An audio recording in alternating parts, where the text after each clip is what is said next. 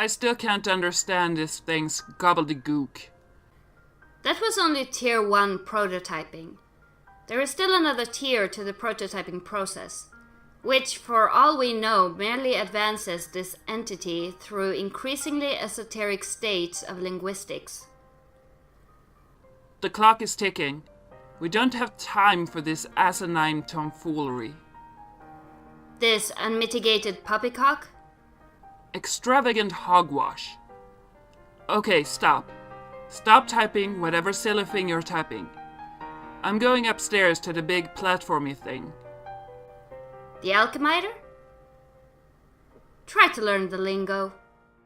You intend to use the pre-punched card, but there's no slot for a card anywhere to be found on the alchemiter.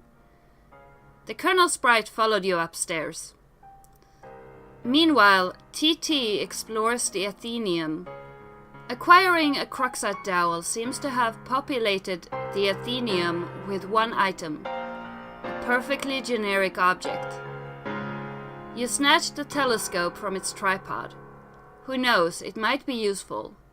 But more importantly, it pushes the Cruxite to the last card, making it available for tinkering. The PDA is predictably jettisoned into the yard, over the neighbor's fence. You place the Cruxite dowel on the alchemiter's small pedestal. Something is happening.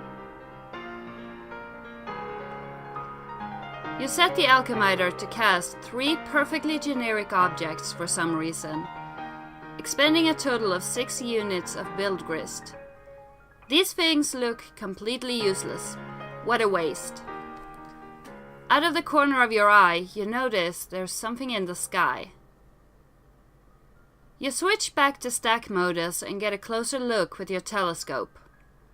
Whatever it is, the Colonel Sprite seems particularly agitated about it.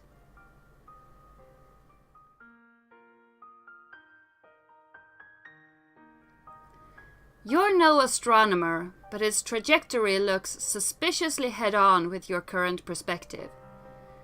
This is a troubling development. You high-five the Colonel Sprite. You figure you've left him hanging long enough.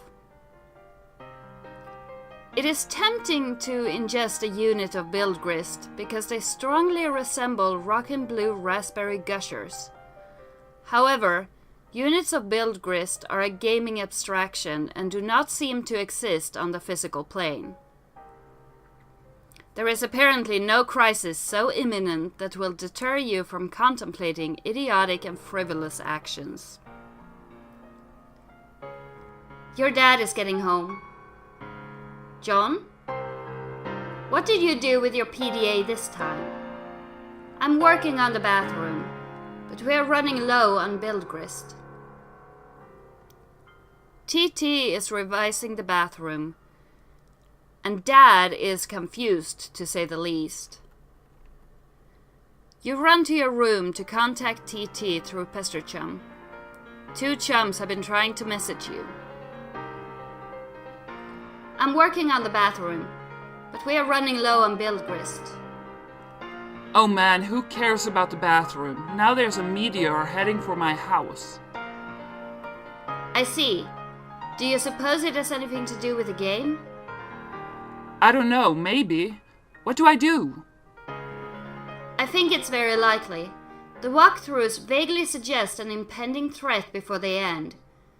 The already poorly constructed sentences become even more curt and ambiguous, as if written hastily and with a sense of alarm. Actually, their dedication to updating the walkthrough under such circumstances is admirable. Wow, fascinating. If the meteor is a game construct, I think the only thing to do is to proceed and try to solve the dilemma on the game's terms. Try using the lathe. It says you can use the card on it, but isn't more specific than that. Okay, I'll do that. Really, it is a labor to read this drivel. If I read anymore, my brain will need to be spoon-fed from a jar, while it blows spit bubbles in a high chair. I think I will write my own walkthrough. That is, after we make sure you don't die. I heard you got the box. I hope you appreciate my heroic fatherly perseverance in getting it to you. In my rough and tumble, dirty, wife-beaterly sort of way. Also, I hope you appreciate how many no-talent douches had their mitts on that bunny before you. It's like a grubby baton in some huge douchebag marathon. Hey, where are you? Oh man, the bunny was awesome, but I don't have time to talk.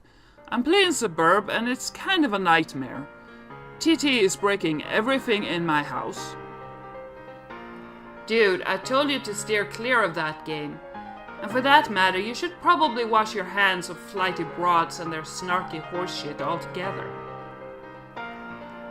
And now there's a meteor coming, and I'm not even joking about that. It's like a big asteroid or comet or something. In the sky. Heading right for my house.